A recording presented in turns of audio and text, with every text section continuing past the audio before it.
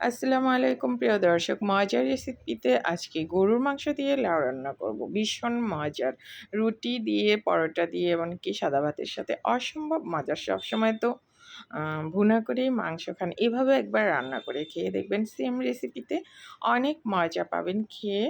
আর দেখেই মনে হচ্ছে না খুবই মজার হবে, আসলে অনেক মজার। এখানে আমি 700 গ্রামের মতো গরুর মাংস নিয়েছি, একটু বড় সাইজের থেকে একটু ছোট করে কেটে নিয়েছি।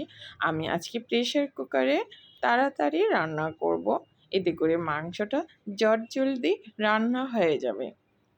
তো প্রেশার কুকারে আমি দিয়ে দিলাম 1.5 চা চামচ মরিচের গুঁড়া, 1 চা চামচের একটু কম হলুদের গুঁড়া, ধনিয়ার গুঁড়া 1 চা চামচ, জিরার গুঁড়া 1/2 চা চামচ, আর আদা আর রসুনের পেস্ট দিয়েছি এখানে 2.5 টেবিল চামচ। এবারে দিলাম 2টা তেজপাতা, সাদা এলাচ 3টা, 3-4টা কাঁচামরিচ, আর সরিষার তেল, লং দিয়েছি 2টা, দারচিনি 2 টুকরা ছোট সাইজের। এবারে মাংসগুলো মাখিয়ে আমি রেসিপিটা ছোট করার জন্য আমি শর্টকাটে বলে দিলাম। এখন আমি এখানে 10-12টা সিটি মেরে নেব। 12-13টা সিটি মারলে মাংসটা একদম প্রপার সিদ্ধ হয়ে যাবে। এবারে মাংসটা আমি রান্না করতে থাকলাম আর ভুনাটাও আমার করে নিচ্ছি। এবারে লাউ রান্না করব। দিলাম 1 টুকরা দারচিনি, 1টা তেজপাতা, 2টা এলাচ, 1 মুঠ দিলাম পেঁয়াজ কুচি। আমি মাংসতেও কিন্তু বড় বড় করে পেঁয়াজ ব্যবহার করেছিলাম, 3টা বড় সাইজের। এবারে দিলাম ফালি করে 2টা কাঁচামরিচ, স্বাদ মতো লবণ দিয়ে এখন পেঁয়াজটাকে গোল্ডেন হওয়ার আগ পর্যন্ত সফট করে নেব। একটু গোল্ডেন হয়েছে, তাতেও সমস্যা নেই। এখন দিলাম 1 চা চামচ আদা আর রসুনের পেস্ট, ওখানেও দিয়েছি 2 টেবিল চামচের মতো আদা আর রসুনের পেস্ট মাংসতে। এবারে একটু পানি দিয়ে কষিয়ে নিচ্ছি আদা আর রসুন। আদা আর রসুন কষানো হতে থাকুক। এবারে দিলাম 1 চিমটি হলুদ, মানে 1/2 চামচের কম। আবার একটুখানি মরিচ গুঁড়াও দিলাম, একদমই কম। এবারে মশলাটা আমি কষিয়ে নেব। 2-3 মিনিট চুলার আঁচ লো ফ্লেমে রেখে কষিয়ে নেব, যাতে পোড়া না লেগে যায়। মশলাটা কষিয়ে নিলাম 2-3 মিনিট। এবারে লাউগুলো অ্যাড করে দেব। অনেকে আছে, এবারে দিচ্ছি এই যে 3টা বড় সাইজের আলু সিদ্ধ করে ম্যাশ করে নিয়েছি। লাউয়ের মধ্যে এই আলুটা অ্যাড করলে এর খাবারের স্বাদও বৃদ্ধি পাবে আর একটু ঘন হবে। এখন মশলার সাথে আলুটা কষিয়ে নিলাম, আবার একটু পানি দিয়েও আলুটাকে এখন আমি কষিয়ে নেব। গরুর মাংস লাউয়ে যদি এই আলুটা ব্যবহার করেন, এর স্বাদ দ্বিগুণ বেড়ে যাবে। এখন এই যে লাউগুলো আমি আলুর মতো গুট করে কেটে নিয়েছি, একটু ভারী করে।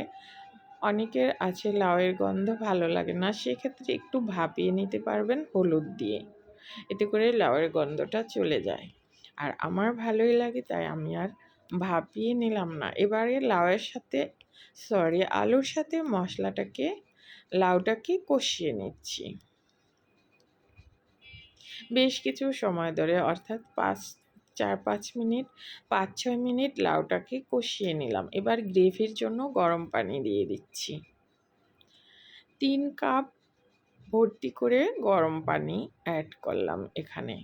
এখন লাউটা রান্না করব 5-7 মিনিটের মতো। লাউটাকে এখন রান্না করব।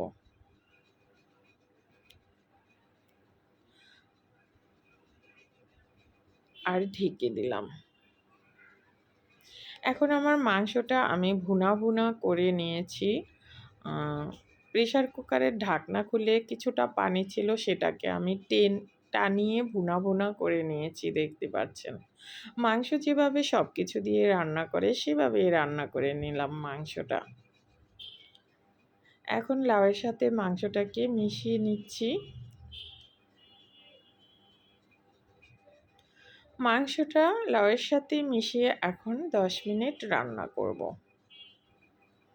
আর ঢেকে দিচ্ছি। 1 চা চামচের মতো হবে। গরম মশলার গুঁড়া দিলাম 1 চা চামচের থেকে একটু কম। কাঁচামরিচ আস্ত দিলাম 4-5টা। এবারে প্রথমে দিয়েছি 1/2 চা চামচ ভাজা ছাড়া জিরার গুঁড়া। এবারে দিলাম 1/2 চা চামচ ভাজা জিরার গুঁড়া নামানোর পূর্বে। এবারে আমার রান্নাটা অলমোস্ট হয়ে এসছে। আর লাউগুলোকে একটু ভেঙে দিলাম। তৈরি হয়ে গেল গরুর মাংস দিয়ে লাউ রেসিপি। চাইলে একবার ট্রাই করতে পারবেন। অসম্ভব মজার। রুটি, পরোটা, ভাতের সাথে পরিবেশন করতে পারবেন। সবাই খেয়ে খুবই পছন্দ করবে। রেসিপি ভালো লাগলে ফলো, সাবস্ক্রাইব করে নিয়মিত পাশে থাকবেন। আর আমার রেসিপিগুলো অবশ্যই ফলো করবেন। সবই মজার রেসিপি। খেয়ে সবাই খুবই মজা পাবেন। দেখেন কতটা লোভনীয় লাগছে না?